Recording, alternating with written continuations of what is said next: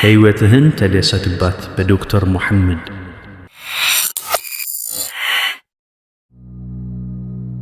ይህ የቀልብ ዶክተር ድምፅ ነው። አልሐምዱሊላህ። ታካሚዎቻችን የሚድኑ በእኛ ኃይል እንዳይመስሎት፣ በአላህ ኃይል ብቻና ብቻ ነው።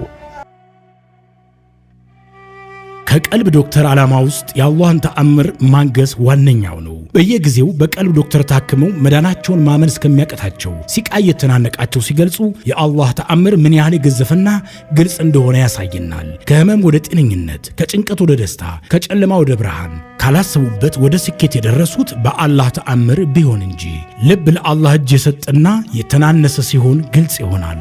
አላህም እንዲህ ይለናል፣ አላህን ትገነዘቡና በእርሱ ታምኑ ዘንድ በችሎታው ላይ ያስረጅ የሆኑ ግልጽ ተአምራቶችን ያሳያቸዋል። አልበቀራ። ኑ ባላህ ቃል ያላህን ተአምር እናግስ። ሕክምና ማግኘት ሲፈልጉ ይሄንን ሊንክ ይጫኑ።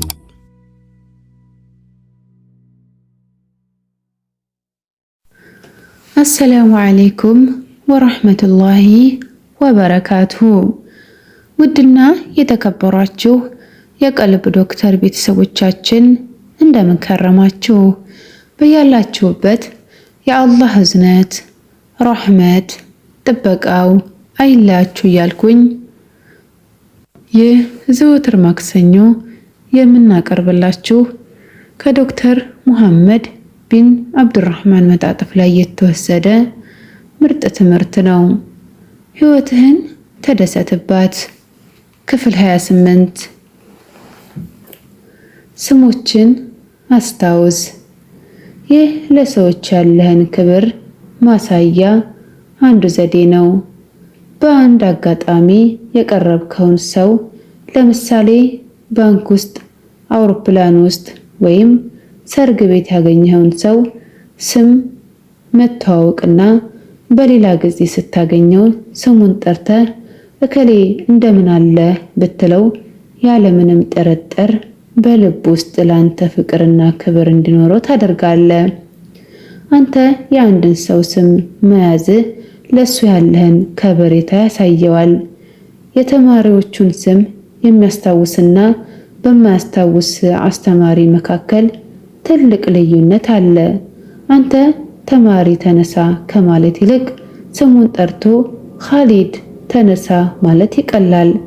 የምትወደው ሰው ደውሎ ሄሎ ሰላም ነህ ከሚልህ ሄሎ ኻሊድ ወይም ሄሎ ሙሐመድ ሰላም ነህ ወይ ሲልህ መስማትህ ልብህ ውስጥ ደውል ይደውላል። ብዙ ጊዜ ትምህርት ከሰጠሁ በኋላ ብዙ ወጣቶች መጥተው ሰላም ይሉኛል፣ ያመሰግኑኛል። እኔም ቀጣዩን ጥያቄ መደጋገም እወዳለሁ። ስምህን ማን ልበል? ላውቃቸውና ለቀርባቸው እንደምፈልግ ለመጠቆም ሰላም የሚለኝን ሰው ሁሉ ይህን ጥያቄ እጠይቃለሁ። እነሱም ወንድምህ ዚያድ ወይም ልጅህ ያሲር በማለት ይመልሱልኛል። አንዴ አስታውሳለሁ፣ ብዙ ወጣቶች ሰላም ብለውኝ ከሄዱ በኋላ አንድ ወጣት ጥያቄ ሊጠይቀኝ ተመልሶ መጣ። ወዲያውኑ አላህ ረጅም ዕድሜ ይስጥ አህመድ ሆይ አልኩት። በጣም ተደሰተና አልሐምዱሊላህ ስሜን ታውቀዋለህ ማለት ነው ሲል ጠየቀኝ። ሰዎች በስማቸው መጠራት ይፈልጋሉ። የዚህ ሀገር የሳዑዲ አረቢያ ፖሊሶች ስማቸው የሚጠቁም ባጅ ሸሚዛቸው ላይ ይለጥፋሉ። አንዴ አንድ ጦር ካምፕ ውስጥ ትምህርት ከሰጠሁ በኋላ ብዙ ፖሊሶች ሰላም ሊሉኝ መጡ። አንዱ ፖሊስ ሰላም ሊለኝ ፈልጎ በመፍራቱ ወዲያ ወዲህ ይንጎራደዳል። ወደሱ ጠጋልኩና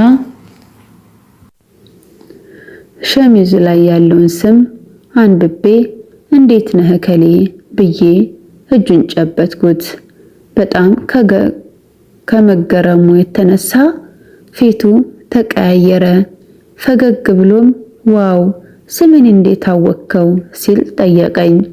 ውድ ወንድሜ ሆይ የምንወዳቸውን ሰዎች ስም ለማወቅ መጣር አለብን አልኩት። ብዙ ሰዎች በዚህ በጣም ይረካሉ። እነሱም የሌሎችን ስም ለማስታወስ ይመኛሉ። ሰዎች የተዋወቋቸውን ሰዎች ስም የሚረሱባቸው በርካታ ምክንያቶች አሉ።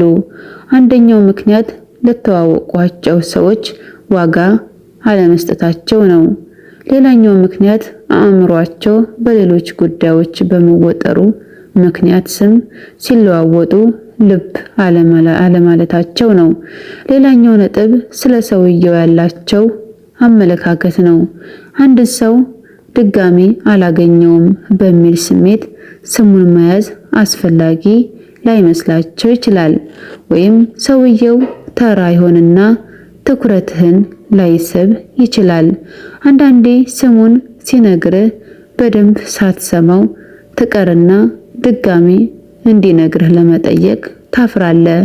እነዚህ የሰዎችን ስም ከማስታወስ የሚከለክሉን ጥቂት ምሳሌዎች ናቸው። ስም የመርሳት ችግርን ለማስወገድ የሚረዱ በርካታ ዘዴዎች አሉ። በመጀመሪያ የሰዎችን ስም የማስታወስ አስፈላጊነት ተረዳ። ሰውየውን ከተዋወቅከው ከጥቂት ደቂቃዎች በኋላ ስሙ ማን ነው ተብለህ እንደምትጠየቅ አስብ። ሌላው ዘዴ ሰውየው ስሙን በሚነግርህ ጊዜ መልኩን፣ አወራሩን፣ አሳሳቁን አስተውል። ስታወራው ስሙን ደጋግመህ ጥራው። ለምሳሌ ልክ አይደለህም ዑመር፣ ሰምተኛል ዑመር፣ ተረድተኛል አይደል ዑመር። ይህ ስም ለመያዝ ወሳኝ ነው። ቁርአንን ብናስተውል አላህ ሱብሓነሁ ወተዓላ ነቢያትን በስማቸው ይጠራቸዋል። ኢብራሂም ሆይ ከነሱ ራቅ፣ ኑህ ሆይ እሱ ካንተ ቤተሰብ አይደለም፣ ዳውድ ሆይ በዚህ ምድር ላይ ወኪል አደረግን። በአጭሩ ስሜን በማስታወስ ለኔ ያለህን ክብር አሳየኝ፣ በሱም ጥራኝ፣ በእርግጠኝነት እወድሃለሁ። ህይወትህን ተደሰትባት ክፍል 28 ይህን ይመስል ነበር። ላይክ፣ ሸር፣ ሰብስክራይብ እያደረጋችሁ ለሌሎች ተደራሽ እንዲሆን አድርጉ። ኢንሻአላህ በክፍል 29 እስከምንገናኝ ድረስ ወሰላሙ አለይኩም ወራህመቱላሂ ወበረካቱሁ። እንኳን ወደ ትክክለኛው የአፍያ መንደር በሰላም መጡ። የቀልብ ዶክተር በሲህር በጅን በአይንናስ እንዲሁም የስነ ልቦና ጫና የደረሰባቸው የሰው ዘር ፍጥረታት በሙሉ ታክሙ የሚድኑበት ነው። ህክምናው በቁርአን፣ ህክምናው በአስካሮች፣ ህክምናው በዱዓዎች በሰደቃ የሚካሄድ ሲሆን ነቢያዊ ሱናን በተመረኮዙ እጅግ ጥበብና እውቀትን ባካበቱ የሩቃ ዶክተሮች ይታከማሉ። እወቁ፣ ህክምናው ሸሪዓዊ ብቻ ነው። አያምልጦት፣ እድሉን ይጠቀሙ። ባሉበት ሆነው ራስዎን ያክሙ። ህክምና ማግኘት ሲፈልጉ ተከታዩን ሊንክ ይጫኑ።